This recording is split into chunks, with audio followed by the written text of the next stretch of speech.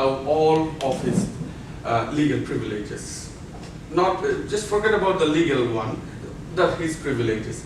So, however, the wrongfully accused person later, it's the consequence what I'm worrying most, that the wrongfully accused person who was denied his rights by the judge, accused later due to insufficient evidences.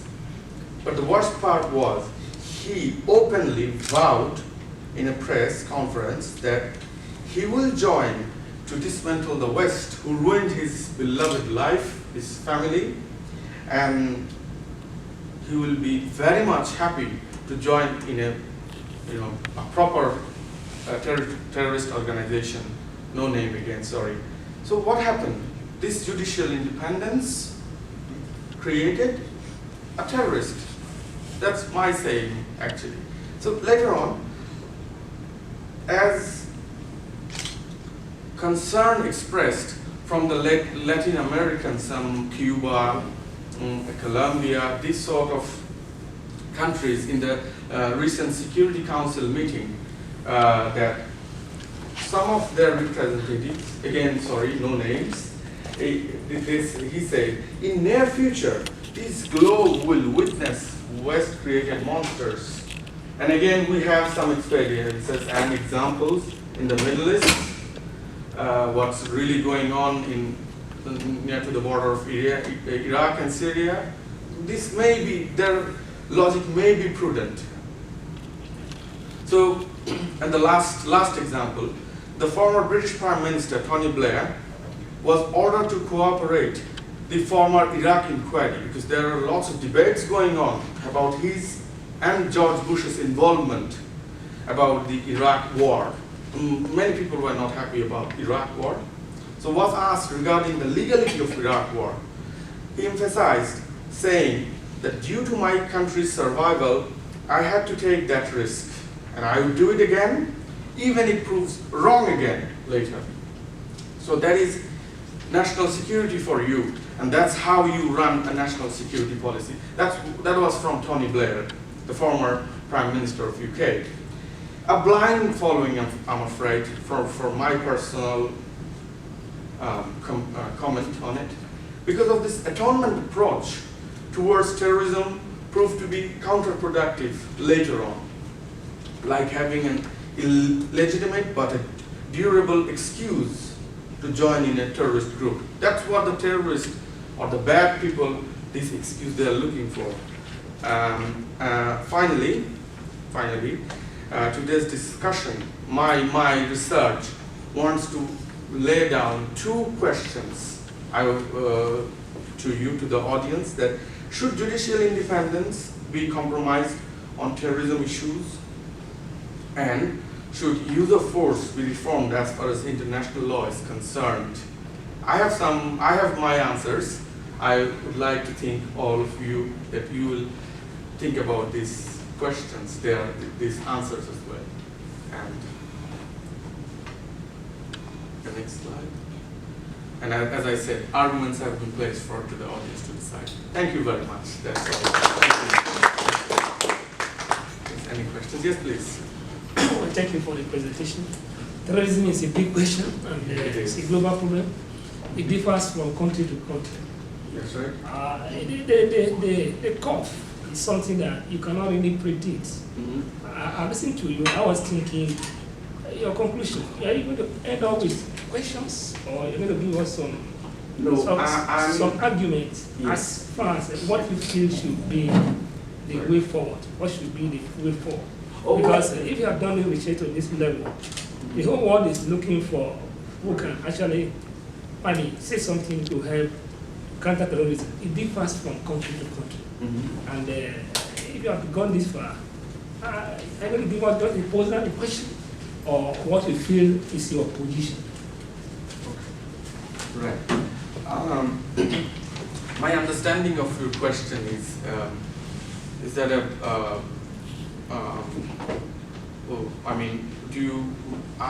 are you asking about this, how to solve this problem? Is that what Yes, you said you have two questions.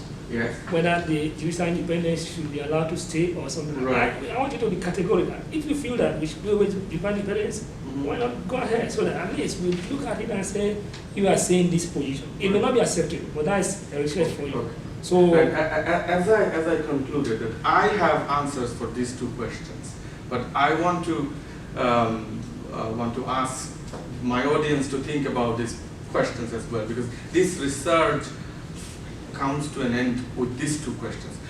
Let me answer these questions first from my point of view. That is, I think, of course, judicial independence must not be removed. You cannot really eliminate or remove any parts of the counter-terrorism methods. You need to refine it. You need to look back what mistakes you have been done, because as I made an example already, that that the judge bear in mind that the political influence, the political outcome of the country. As a judge, he must not have this in his mind. As I said, even the devil comes on. You must honor these legal privileges as well. And the second question is, use of force be reformed? No, there is no way that the use of force should be reformed, because I think it should be I think it should be motivated in a good practical way, in more humanitarian approach. Like if that would not be the case, United States, United Kingdom, and the other allied forces would not go to stop Hitler, Nazi Germany, and the world would be very different by now. We must speak against the evil things. We have to do it. We must not make shortcut. That's what I wanted to say. We must understand the both sides of the coin. Must be our argument must not take one side, not the angel side, not the evil side. We must understand both point of view, and then only the use of force can be justified under the current system. I hope this. sorry. Any more questions? Yes. I was expecting from you. My privilege, you're asking me a question. Yes. I was just interested. I also practice as a criminal lawyer, and I was just interested how you, as a legal academic, said that you, and maybe this is my misunderstanding of the UK situation, but how you said you can't discuss case names. Are these cases still sub judice? Are they not decided? Or are they the names, the details suppressed? Or because usually we are just able to discuss they're reported in the law reports. As lawyers, we discuss their names, and I was just interested why you had that approach. It's a very good question, a very good point. The thing is, the case I was talking about, the per individual case against depriving all his human rights. The case name was R versus number 4. Okay, so it's suppressed. Yes, and in the last conference in Boston, Harvard University, I used this name, his name, and I know this person. He's from Iraq. He was a member of Republican Guard of Saddam Hussein. Then, because it was decided case, but these cases are heavily linked with national security policies in Britain. So I was asked not to discuss any names particularly in a decided case. So I'm afraid I didn't have, I couldn't use any kind of spice on it. Sorry. I understand that, and you've answered my question because what you've said is the name of the case was suppressed, and I totally understand that because quite often criminal cases, their names are suppressed. Yes, and if I may say in a funny way, that it is a bit more hierarchy, the higher level, that it's terrorism, bigger than criminal sections, because otherwise you can name criminal.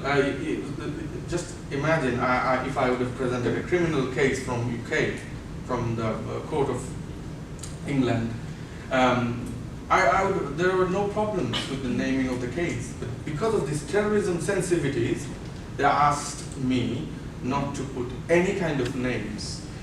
I know this person, as I said, but I cannot know his name unofficially. So that's the thing. It's kind of weird, but it's maybe understandable. Maybe. Well, Yes. no, I don't know. In my jurisdiction, Yes, yes, yes. serious sexual violence, the That's name right. is usually That's right. suppressed as well. So it's That's right. It's the same in England as well. Yeah. Yes. Right. Thank you. Any further questions? Anybody? Thank you. Thank you very much. Thank you.